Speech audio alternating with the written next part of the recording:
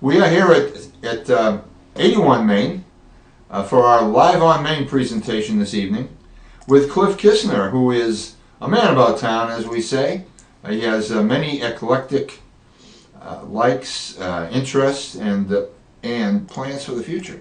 So it's pretty exciting to hear about it. Now, I do want to say one thing. If we lose you, which we've been having a little trouble staying on the last couple hours because of a bandwidth problem, which we will be taken care of at some point, we'll come back as soon as we can. So hang on. Right now we've got a switch to move. We're going to be going back to you in 5, 4, 3, 2.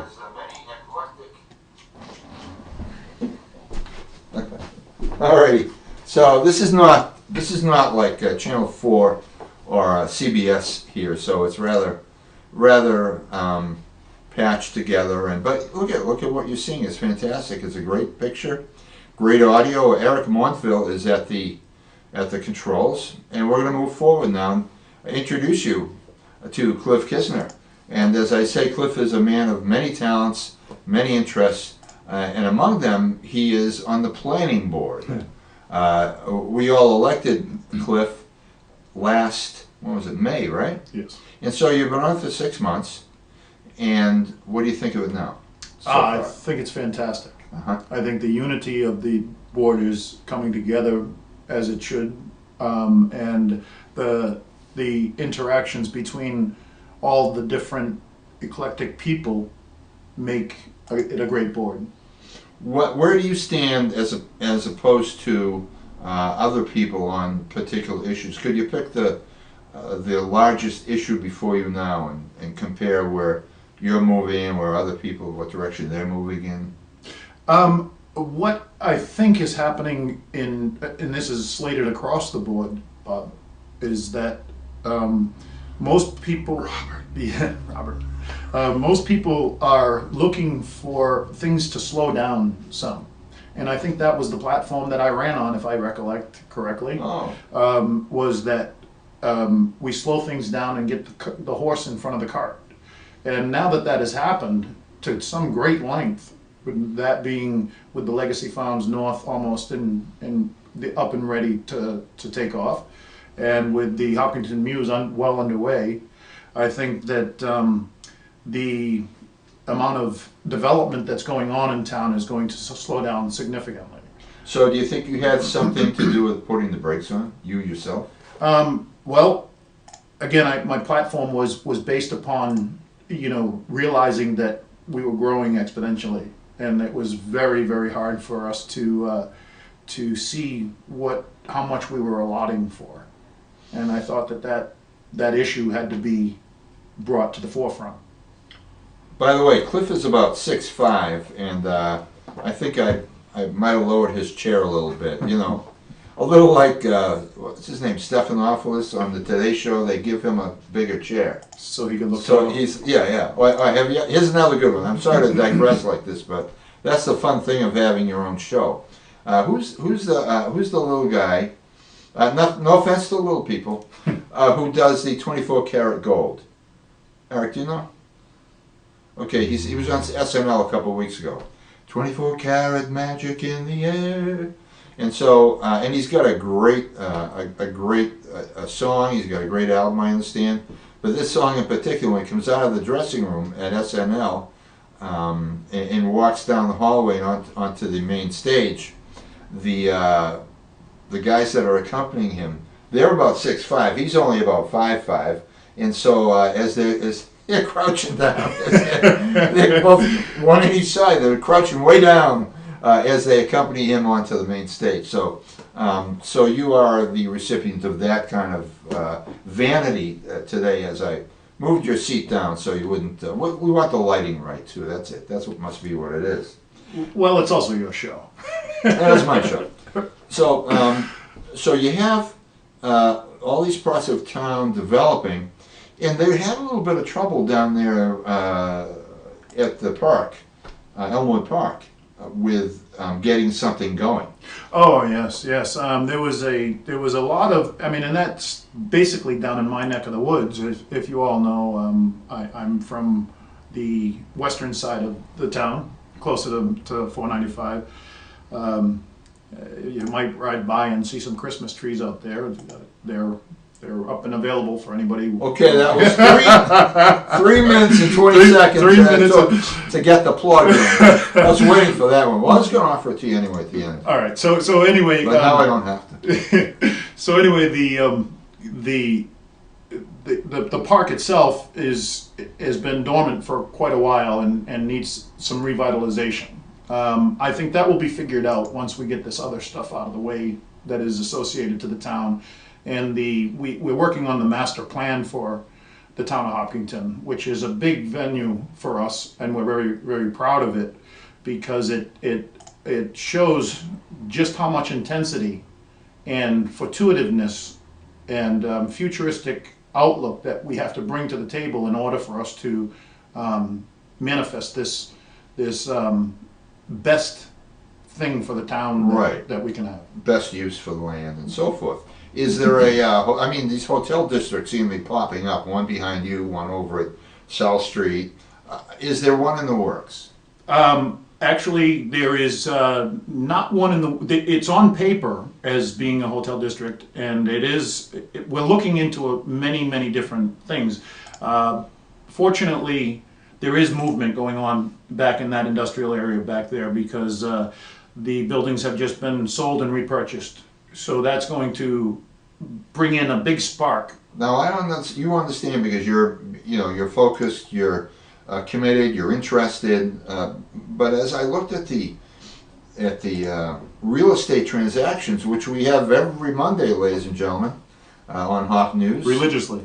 And so we'll get to religion. So I noticed that the Reef Corporation or some branch of that seems to have sold those properties down there. We're talking about 35. Is it 35 Parkwood Drive? 35. Did they just sell for 3.5 million? Yes, I believe so. I'm just picking these numbers out of the air from a memory that doesn't work that well all the time. So. And that was also inclusive with 15 Parkwood. With 15 Parkwood, who's there now? That's the pool company that is located over there, and I think they have a long-term lease, so they'll be. Are they there. near Finn? No, Finn Perry is up behind closer to the Dunkin' Donuts in Mobile area. Okay, alrighty. So as I think about this, and this is just off the top of my head because we really haven't planned any of this dialogue.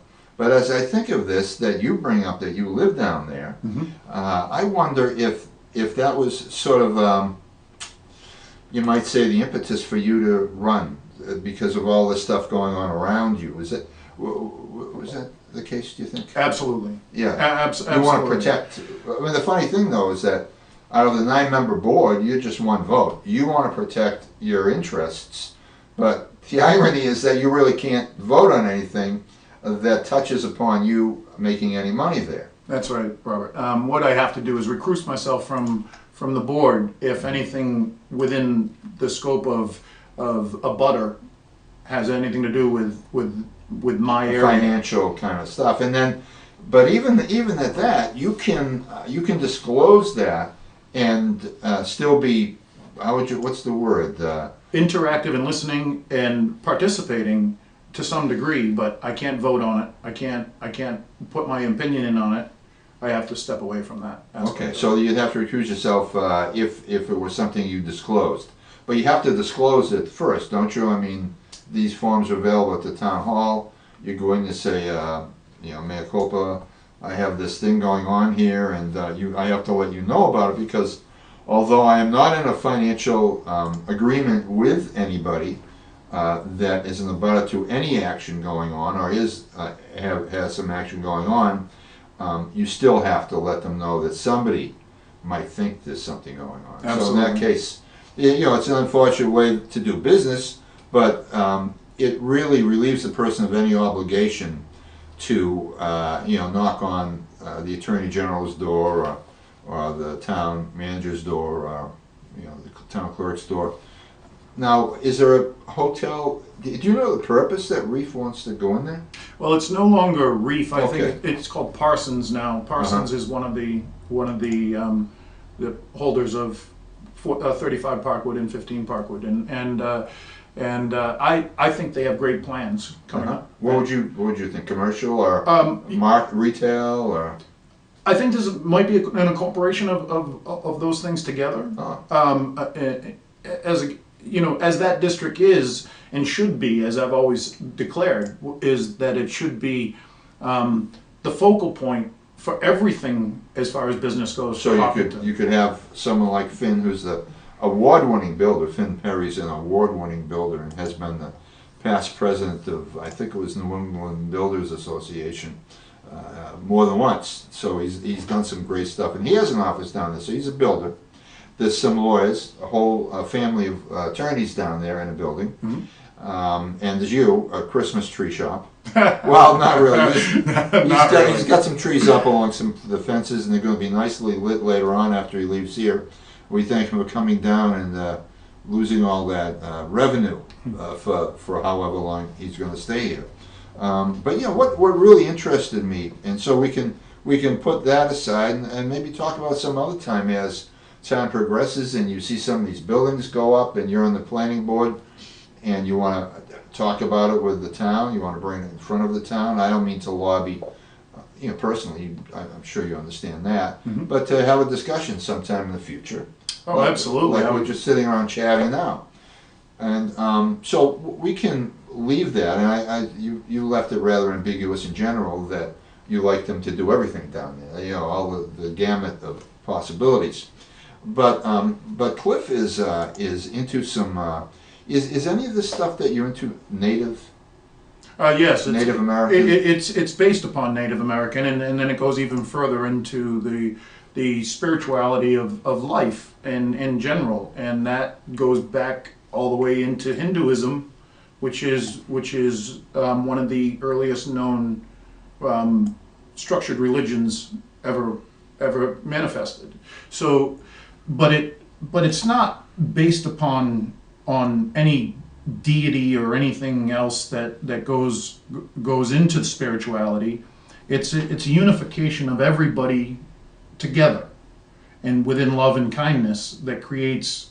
I know it as pantheism. As now, I know you say, well, we're not connected to any, or you are not connected. But you've just explained the definition of pantheism. Pantheism. That means that all is one and one is God, and so it's all God. If you want, then that is the perfect way of pantheism. Yeah. So it's really it's attractive. It's very now. Can I talk about somewhere where I saw you interact with someone which I still don't understand? Can I say? Sure, something? Absolutely. Well, we're at the Spoon. You all know the Spoon. They're a supporter of this broadcast because they are a supporter of Hop News, and we thank them for it. Very much. People across the street, the Phipps Insurance Company, they support us, so we thank them too. So there's a lot of people at Dynasty and so forth. There's a lot of Verizon, the new Verizon store. They've got some specials going on down there. So, give them a shout out because they help pay for this too. So, where were we? That you wanted to allude to something that happened over. Oh, right. Okay. All right. So I was sitting there. Cliff joined me, and during our conversation, a woman who works there, made Cliff's acquaintance, and seemed to be dazzled by the jewelry he was wearing, and seemed to know something about it. They did not know one another. Is that true? Never met her before. And all of a sudden they're having a conversation, not in a foreign language, but using terms I didn't understand. And she ended up with one of his pieces of jewelry, and all with this spiritualism going on. I'm wondering, what is this? So she also asked him the meaning of her life, first. Was it that? Well, she asked, can I mean? tell how her spiritual energy? And as we are students, all of us, without even knowing it, that we are all students of spirituality. And as we grow wiser and older and wiser and with wisdom, we have an intuitiveness about us that is able to correlate certain frequencies in our lives that match others. And that's how people are drawn together. So when I walked in to see you and have dinner with you at I don't think you spent a penny. I think you took care of that, but no. Right. That's all right though. That was just a little correction there. Okay. Go on. So you walked in, and sat down. Yep. And now I want to segue into this is that a lot of times, even if I have jewelry on or whatever I feel is pertinent to my energy field, and somebody notices, I want to share that. I want to share that with everybody. So instantly when I walked in, the waitress took one look and said, "Oh my goodness." And this happens to me quite a bit in every facet of my life, is that I get, and more so now as I'm getting older than I was when I was younger, but I've always felt this ability to be able to accomplish things that I could only sense coming and not really have any factuality about why or when. Yeah, so it wasn't like a premonition. No. It was just a sense that that you had something going on and you had an ability to do whatever it is that you do. Mm-hmm. And so she saw you and you sensed it from before you sat down. Before I even sat down. So. And she sensed me coming through the door. Wow. Well, did she tell you that? Yes. No kidding. Yes. Wow. Yeah. Wow, that's incredible. So I mean, I can't put any credence to it Why?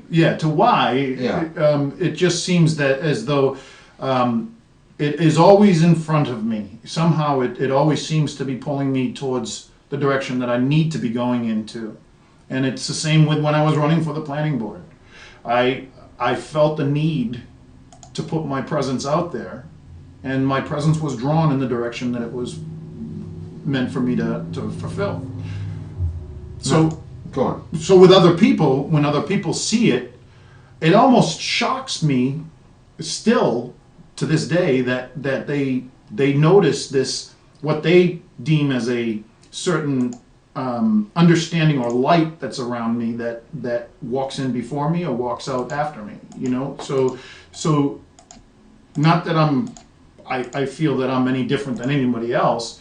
I call myself a student of spirituality, which is based upon forever learning, and as long as we never give up that tool of learning, then we're set on a course of becoming wiser and Now, when they see this light, does anyone ever say, "Could you turn the high beams down, please"? I'm just curious. Actually, no. It's just the opposite. No one's ever. They say, "Turn it up. Turn it up. See more. What is this all about?" Right. Kind of thing. Right. It definitely lands in the area of intrigue for anybody that has that little spark, that little fire that's inside of everybody, and out of all people in the world. Every individual has a spark, and all you have to do is feed that spark. An old saying comes to mind about a father and his son, and the son can't sleep at night, and he has dreams about two lions. One is a fierce and ferocious lion, and one is a lion that is calm and sedentary, and he can pet it.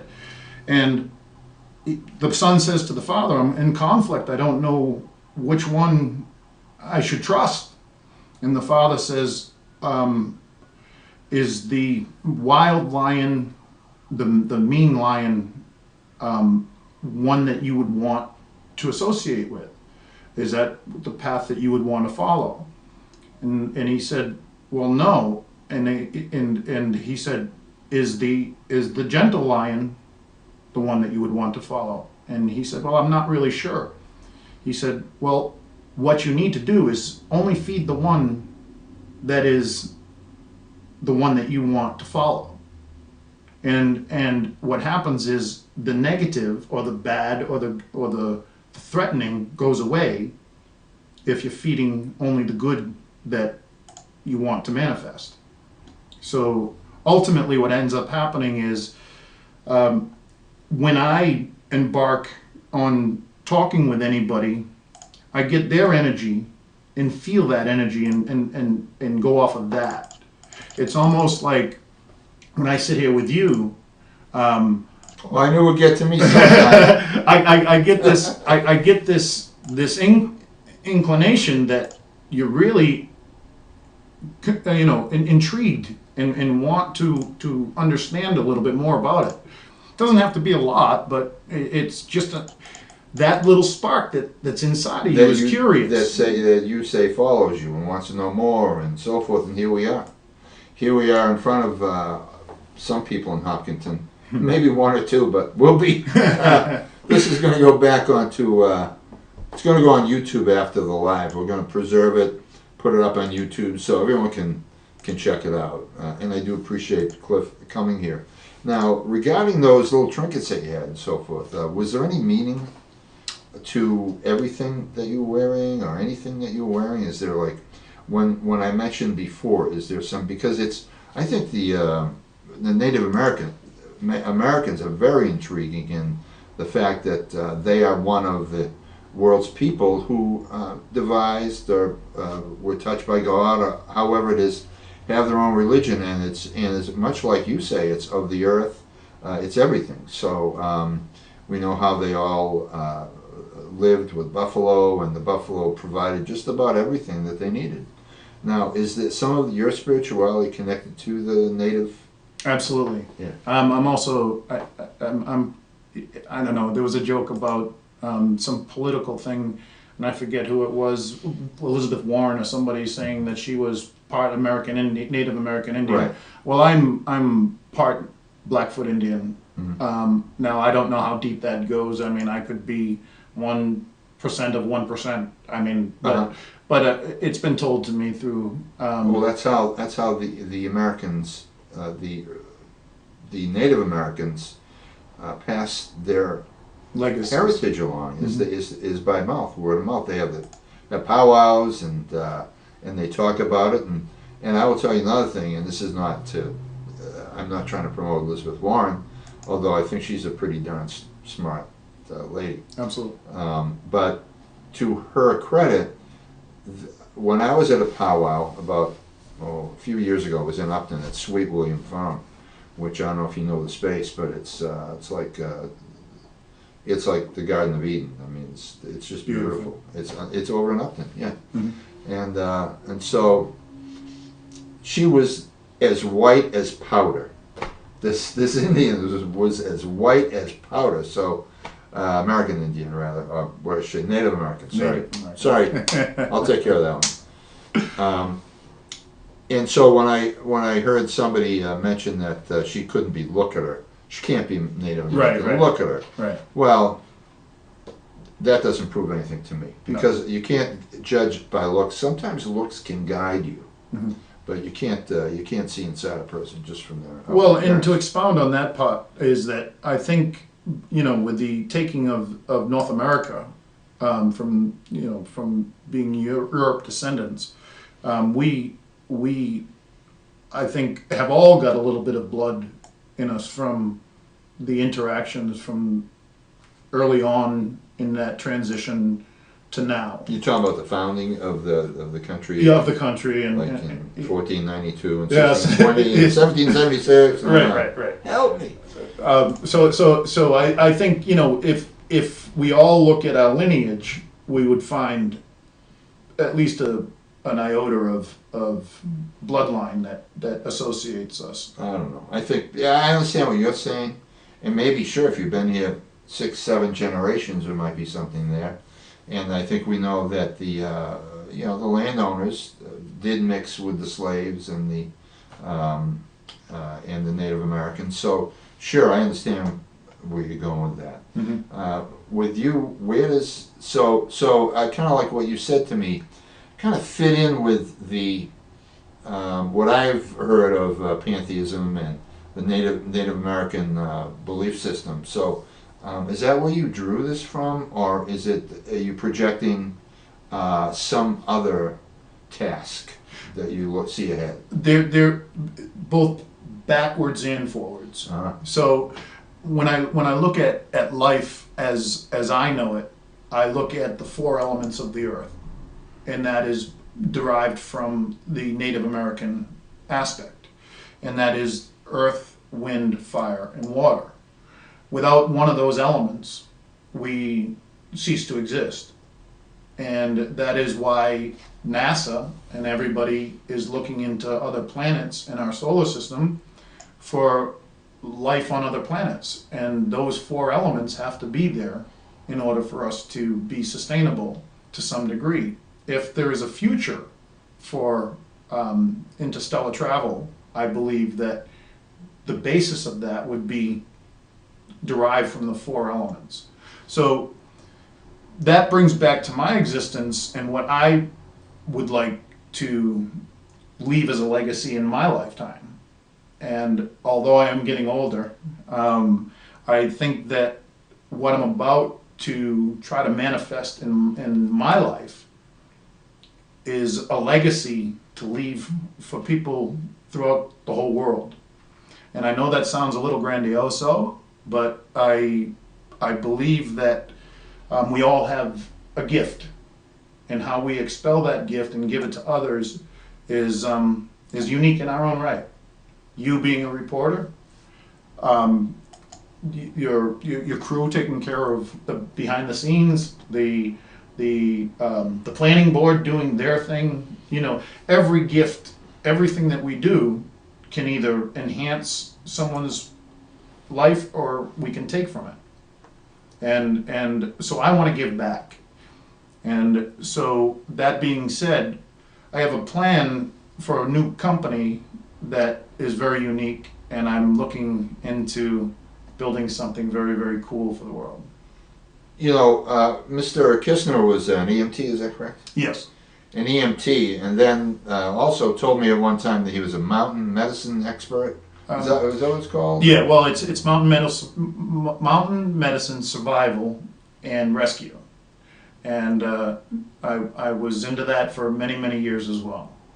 And did you actually save lives? Yes. What a feeling, isn't it? It's an amazing feeling, and now that harkens us back to why I have this feeling of spirituality. You just brought up a trigger. When I was young and growing up, most people in their lifetime don't have happenstances happen right in front of them.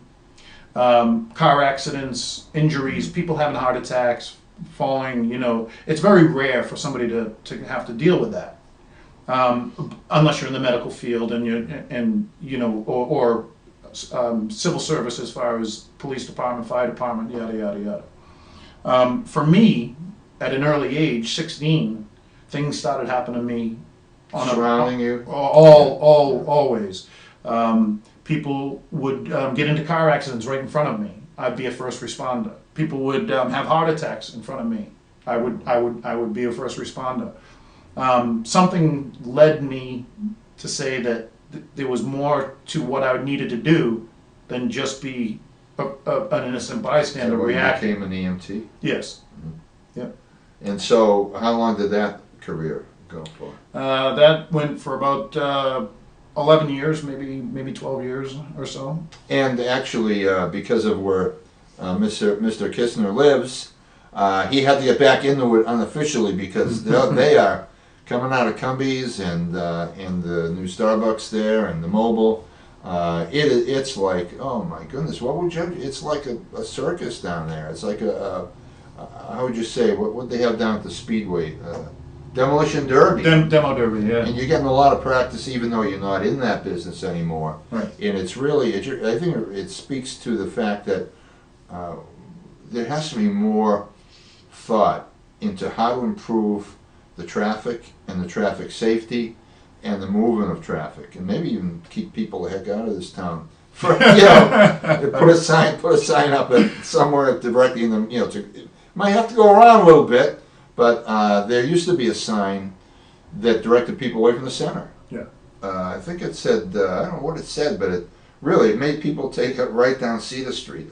I forget what it was, but someone had a good idea in mind, and they did that. Now, when you implement your new endeavor, where will you be? Is that within the 5 years of your planning board promise? Actually, I think it extends outside of that scope. I don't feel I want to start a term and not be able to finish it. Right. That's very important to me. Okay. I'm a person that values what I try to put forth. So to fail at anything is probably not in my repertoire. I try not to fail or give up on things. That being said, to go back to another point that you made, that it almost proves my point as to where I'm living on 86 West Main Street, is that I'm being drawn, after leaving being an EMT, almost on a daily basis. I'm being drawn out of, yes, you're first responder. Reading the law of attraction, all of a sudden, crash. Yes. And you're out there, your dog's barking, everybody's wondering what's going on, and then you are directing traffic as the ambulance arrives. Yes, but most of the time it's assessing scene safety, universal precaution, and going to make sure that every individual involved in the accident is still surviving. Right. Yeah. And so, first and foremost, before the traffic, is to stabilize and to secure anybody that is in peril. So that being said, I try to do the best that I can within the scope of just being a helpful, concerned citizen. And how many would you say you deal with a year? I'd have to say if it's a dozen, it's 100. I can't tell. I mean, it's just that many. And on a planning board member, we're working on the master plan, as I indicated at the beginning of this conversation, that one of our plans is to find out how to make traffic safer for everybody. Mm-hmm. One of my brethren on the board is very staunch on sidewalks. And then, I mean, each one of our individual board members brings a unique aspect to what we see as need for the town. And we really throw it out on the middle of the table, and we dissect it all, and we find what will hopefully work best and without too much ramification of negativity. I think it was a couple of town meetings ago, maybe Chief Lee presented a quick fix to the problems near the schools, and as most people know now, there's going to be another school down that neck of the woods, and it's going to be adjacent to EMC Park. The entrance is going to be a few hundred feet from the crosswalk where some individuals were struck not that long ago by a car that was pushed into the crosswalk by another vehicle. Right. So I think the speed limit there might be 40 miles an hour. I know it is after that, definitely 40 miles an hour, but it just seems a little fast. A young, I believe he was 12 years old, lost his life when he was on his bicycle. Yes. And that was I think the inspiration for the chief to bring these proposals to town meeting, but it got rejected, and maybe it's time to chat with the chief and let him know that you would support him because you're seeing more and more happening. Mm-hmm. Maybe he has, and I'm not talking specifically you, Cliff. I'm speaking to the people that might be watching this. This is a very important thing. to have that street, because it is kind of a freeway in a way, a one-lane freeway. It goes straight for about a mile. So, and a lot of kids walking home to a friend's house, perhaps for the first time, and need the traffic to slow down and pay more attention. That's one thing to think about. Cliff's working on it, I'm sure, and other areas of town too. Now, when you do this, because you have this other endeavor as a goal. Yes. So you want to talk a little about that? Sure, I'd love to. All right. I'd love to. Don't forget Christmas trees when he leaves. Yes. Don't forget the Christmas And also our great support of Western Nurseries down there. They have Christmas trees too. And also, while we're promoting a little bit here, is the project Just Because. I have set up some Christmas trees to be given away to people of the needy that can't afford, or to make things a little bit easier for this holiday season, to give some vouchers away to come and get a tree. So that being said, I would like to acknowledge Project Just Because for the great job that they do, and how they help people throughout the season, and the holiday seasons, and throughout the years as they go, and they do a great job. So that being said, very good. And I'm not sure what Western Nurseries charity is, but they're giving away about 15%. Last I checked, and hasn't been for a couple of years. So a good deed today, anyway. So that's your good deed for the season. I don't think you have to do any more, because that's a lot of money and a lot of trees. So back to this endeavor, this future endeavor. yes, a lot of you viewers out there that if you are tuned in know me as one of the staunch tree huggers of Hopkinton.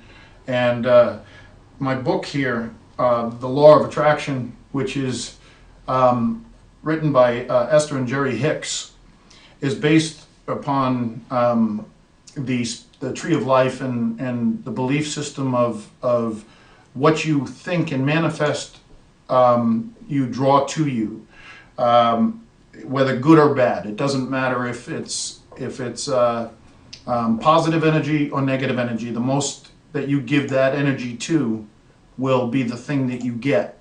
So it's a very hard thing to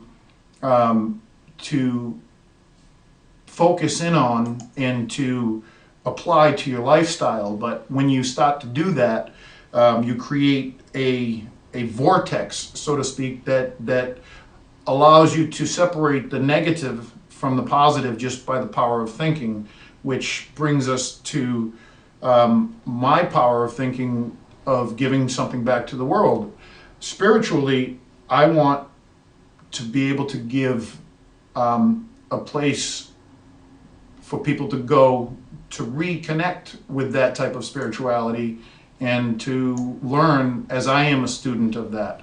Down in North Carolina, I have been recently making some trips down there to take a look at land tracts that I would love to open up a retreat that will be available for people from all walks of life, all religion, all aspects of belief systems, to go and just unify, to become one with each other and with the frequencies of the universe.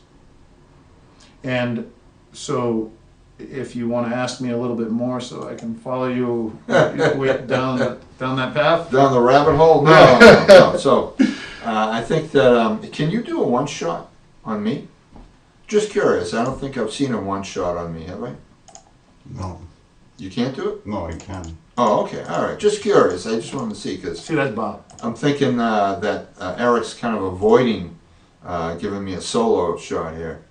So we want to talk about what you're doing in the meantime to build this up, to build up this community. I see that you're promoting the law of attraction. Yes. These are, it says on the covers that these are the teachings, the writings of Abraham, which I've never seen separately before. All right, there needs to be some clarification on the teachings of Abraham. Is it the Abraham? No, it's not the Abraham. Okay.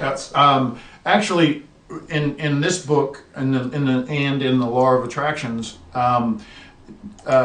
it is not any given individual or religious deity that comes out and says follow this type of doctrine.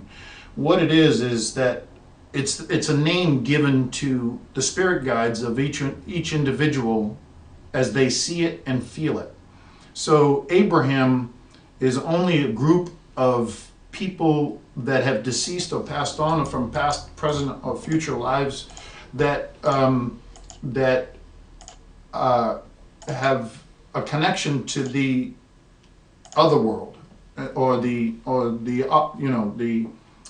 afterlife, and they are screaming to help people understand the law of attraction. Meaning, the law of attraction is something that, as long as you believe that good things and you have good thoughts and you're kind and you're caring with and you want to share that, that those things that you long for or want to happen will happen because you're giving that much more energy to that.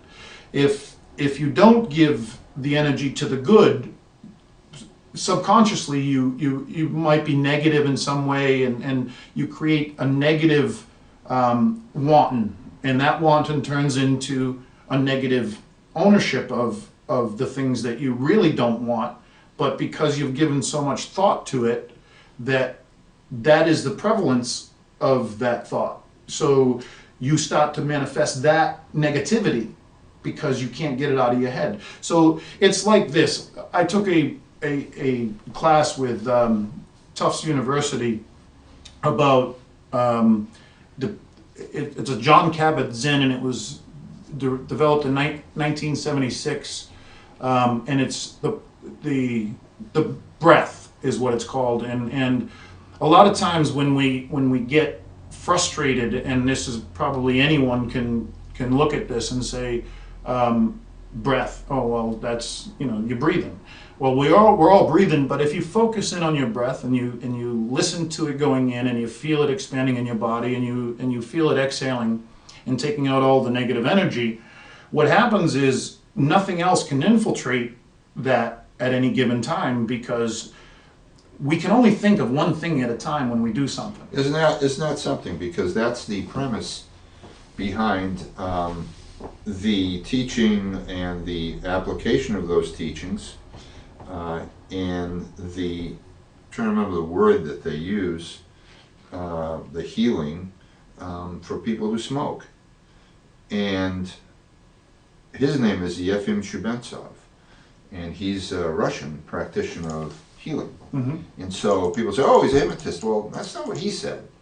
And what do I believe? I don't know what to believe, but all I know is that I started smoking when I was 10 years old because there was an advertisement on TV, because you could advertise tobacco products on television way back then. Unfortunately, I'm old enough to remember. Well, go ahead. Yeah, all right. You want to brag about your age again? Alrighty. So I started Parliaments because what they told you on television was that the recessed tip kept all the bad stuff away. So I thought, oh, that's great. Give me a pack of them, will you? And they did, and they sold us cigars and all kinds of things. So I began smoking at 10, not regularly, a pack a day, but that started when I was 16. Sure. And people didn't know that much about it back then. Well, some people did, but they were in control of everything. Right. So I wanted to quit, and then, like anyone who wants to quit, you try this, you try that. Someone says, oh, go this hypnotist here. Or someone says, oh, cold turkey, I cold turkey. Well, maybe that works for some people. It didn't work for me. I would go to bed and put the pack next to me, but if there were only 2 cigarettes left, I would run to the store in case I woke up at 3 a.m., because that's not the next day.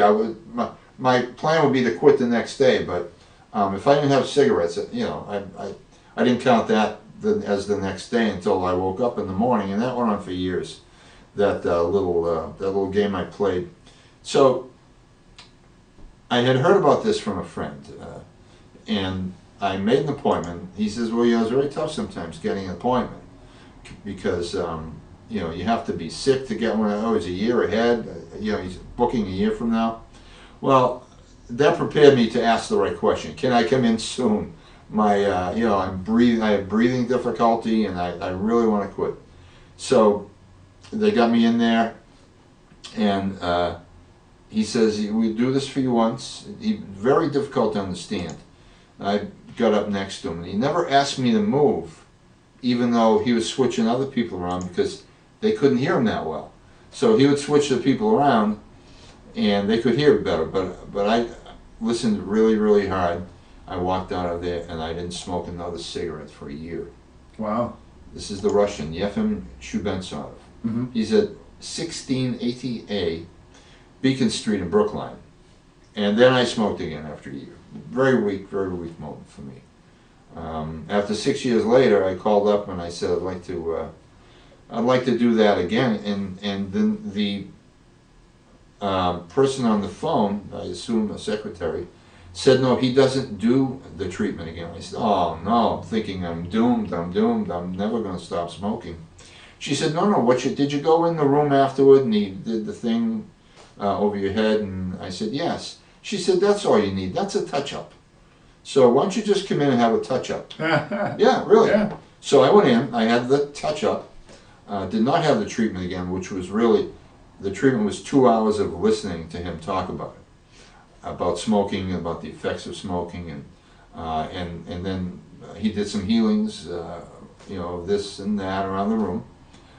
And then you go into the separate room one at a time, and he does something. He says he removes the urge from your brain.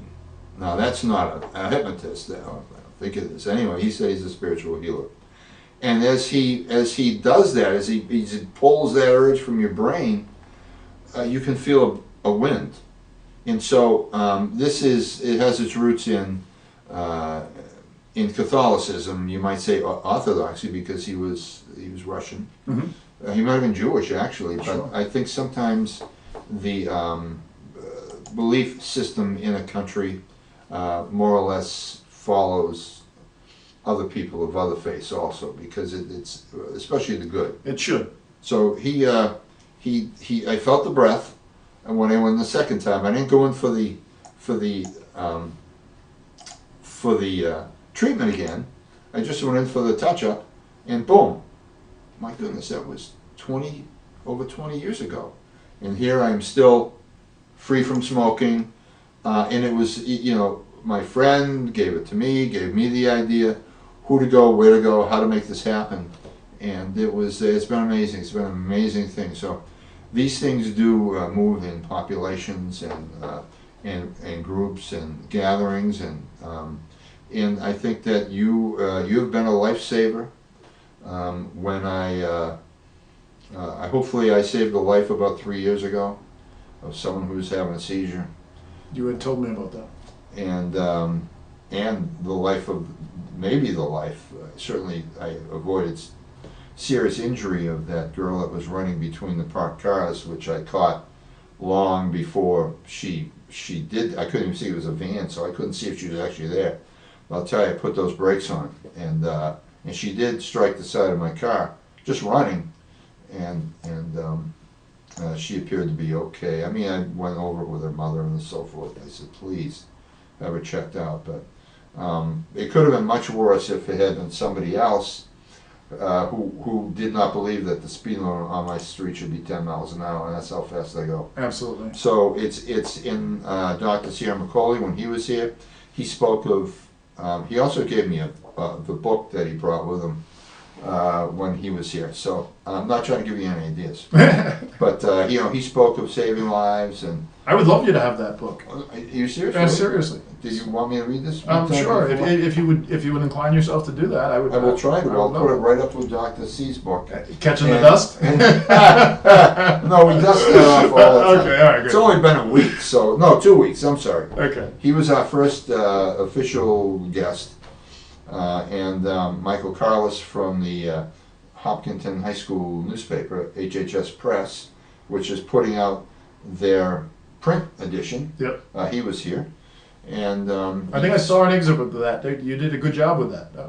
The kid's he's a smart kid. yeah, he is. He's a he was voted. Now sometimes you get on YouTube, you get these videos on the right, and you go, well, that's not my video. What's it? But they do that. They push you, and he wasn't the part of the video, but he was mentioned by the teacher or somebody. They opened the envelope and said, "Oh, most likely to be president." And Wow! Yeah, wow. so that's what he got. So good for him, and good for them with that HHS Press. Sure. Because it's nice to read something, and you know what, we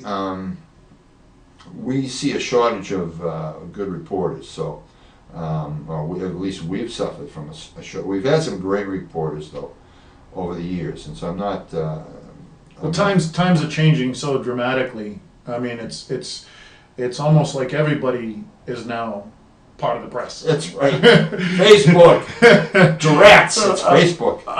So I wanted to say a couple things that you alluded to, and if I may expound on it just a small bit, is that imagine when we talk about the breath, and if you're concentrating on your breath, you cannot think of two things at once, can you? Nobody can do that, right? And I challenge anyone at home to try to do two things at once in thought, and that would be, concentrate on what you're doing at one particular moment, and don't let anything else interfere, and see how much you can keep out, and you'd be surprised how nothing at all can come into a closed thought. And so when you talk about how that doctor helped you to stop smoking, you felt the wind, you felt the breath coming. Well, that's a strong belief in that part of the world, right? And ancient belief too, with Catholicism, maybe even with Judaism. Well, just like with Hinduism, there is this thing Om that is a mantra of some sort, that is a connectivity to frequencies of all existence, and as most, or maybe some, know about Hinduism, is one of the oldest religions in the world. And so when we look at that and we say, how could it have outlasted all of these other religions and still be going on so strongly in spirituality? And across Facebook, as you mentioned, that there are a lot of reporters or pseudo reporters on Facebook or trying to make a mark for themselves with a camera and something else, that there's a belief out there in Facebook land that the world is shifting, that this ISIS stuff and all of this negative killing and stealing and hurting and doing all these bad things, we're having a revitalization of the hippie days, more or less. But I think that this second round is going to be a lot more concrete. That you've got a genre of young generation that want to change the world for the better, to unify the world, where before we didn't have the scope of looking out into the world like we do now. When? Like in the 60s, 70s, and 80s, before the onslaught of the internet, before the 90s, 2000. Well, no, actually, yeah, 90s and 2000, yeah, because there's a saying about the internet that if you were born after the 1987, that you would not know what it was like to live your life without a computer. So that being said, everybody before that has a story that will never be repeated unless told to the younger generation. Well, like these folks are putting out a newspaper now. They want to hold a newspaper and look at it, and you'll read. I think you read more of a printed page than you do on the screen. Right. I don't know why, but I it love a seems book. that way. I'm an advocate of books, and a lot of times I'm reading certain books, and someone will come up and they'll engage in a conversation, and they'll say, "Oh, what are you reading?" And I'll give them a little bit of a taste of what I'm absorbing, and all of a sudden they'll say, "Oh, where can I get that book?" And I'll say, "Right here," and I'll give them the book just like I just gave you the book. Wow. I think that there's nothing better. There's not a better gift than the gift of knowledge, and us older generations, we Don't even compare yourself to me. You're a young whippersnapper to me. So, well, oh yeah, you're going to turn 60. What, 5 years? but what we got is we've got a book that is a tangible, as opposed to words that flow and with an ebb and flow that we either take into part of our understanding or we don't. And when we read a book, it's almost impossible not to take in something. But well, the funny thing is that when you read, what you're really reading is your take on it, on the words, and they can be as succinct and they can be as clear as possible to the author's meaning. But then you're the reader. Right. It could be a painting. It could be the words. Your creation.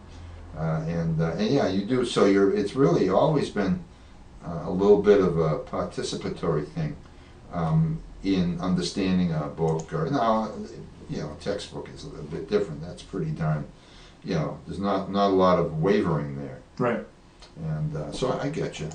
But your community is going to be what? It's going to be, you think, in North Carolina? Yeah, I believe that where I'm at right now, I've been working with some very prominent people that are of the like-mindedness, and that kind of correlates to what I say about Hinduism and the understanding of Om, is that when we connect with people that are on our same frequencies, we can tell when we really are attracted to somebody, or when we're put off by somebody in just 8 seconds. I mean, psychology says that given 8 to 12 seconds, you can figure someone out, and whether or not you like them or don't like them or whatever. And I'm sure that that has fallen true to a lot of people.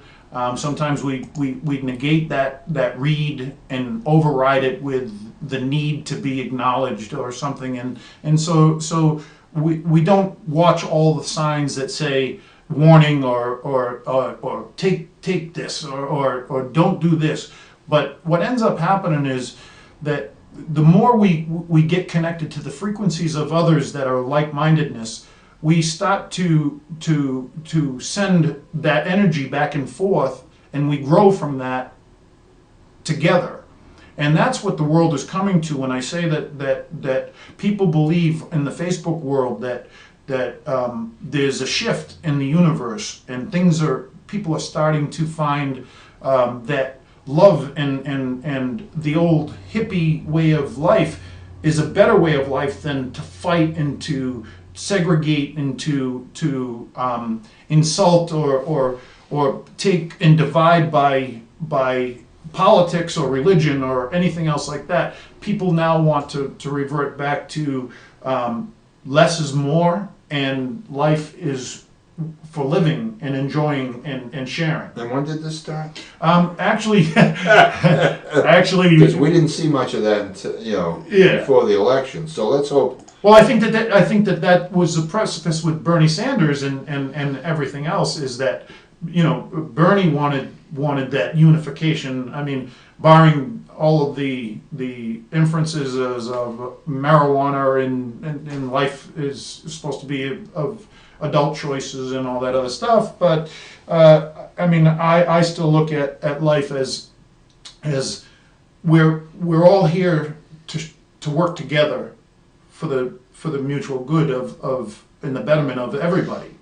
And when one group decides that this is more important for us than it is for everybody, then we get into a situation where nothing will ever go right. And so the politics were a fine example of that throughout this whole election year. It unprecedented like no other. And I think that there's a lot to be learned from that. And the younger generation gets it, because they're the ones that are making the change. And so I want to be a facilitator of my my goal, my plan, I guess it's my quest to unify people. Well, now you're getting into political stuff. I mean, we can do it if you want, but I think it's a real rabbit hole. No, well, yeah, but I'm just saying that my quest is to unify people and to get them to share a loving experience and a giving experience and a more it's not like what's mine is yours and what's yours is mine. It's more or less, let's work at getting things done for the betterment of everybody. Well, right now we're in the middle of a huge socioeconomic clash. Yes.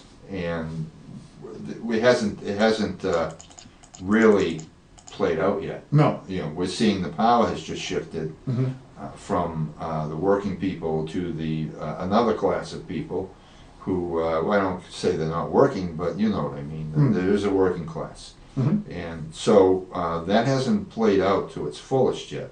We're going to see how that plays out. I think Ronald Reagan's presidency was a fatal blow to the unions, which are now starting to come back. I mean, he fired the air traffic controllers. Right, I remember that. Put the military in there when he was actually the president of a union. Right. Ronald Reagan had been. So they felt warm and fuzzy about it. But, you know, there was too much of that going on back then. There was too much social conflict between employers, unions, and the general public, the workplace.